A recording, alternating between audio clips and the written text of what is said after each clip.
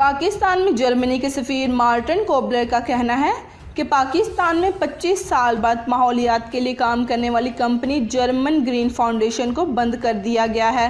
یہ فیصلہ وزیر اعظم عمران خان کے کلین اینڈ گرین منصوبے کے منافق ہے۔ میڈیا رپورٹس میں بتایا گیا ہے کہ پاکستان میں کام کرنے والی جرمن گرین فاؤنڈیشن کو بند کر دیا گیا ہے۔ الوداعی تقریب سے خطاب کرتے ہوئے جرمن سفیر مارٹن کوبلر نے تبدیلی سرکار کو آڑے ہاتھوں لیا۔ اس موقع پر انہوں نے کہا کہ اس کمپنی کو بند کرنا وزیر اعظم عمران خان کے کلین اینڈ گرین ایجنڈا کے خلاف ہے۔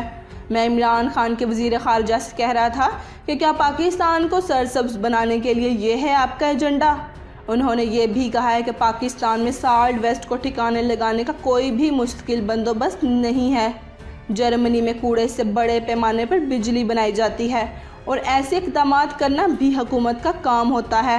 جرمنی میں ہم کوڑے کو امپورٹ کر کے بجلی بناتے ہیں اور ایسا یہاں بھی ہو سکتا ہے۔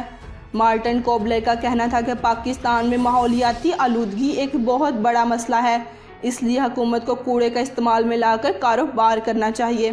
خیال رہے کہ وزیر اعظم عمران خان پاکستان کو سرسبز و شاداب بنانے کے لیے سنجیدہ نظر آتے ہیں۔ تحریک انصاف کی حکومت میں ماحول کی آلودگی سے پاک کرنے کے لیے کئی اقدامات بھی کیے گئے ہیں۔ وزیر اعظم کی طرف سے کلین اینڈ گرین مہم کا آغاز کیا گیا، جبکہ بڑی تعداد میں پودے بھی لگائے گئے۔ اسی طرح بھٹے بھی بند کروائے گئے جس کا اثر ماحول پر پڑتا ہے۔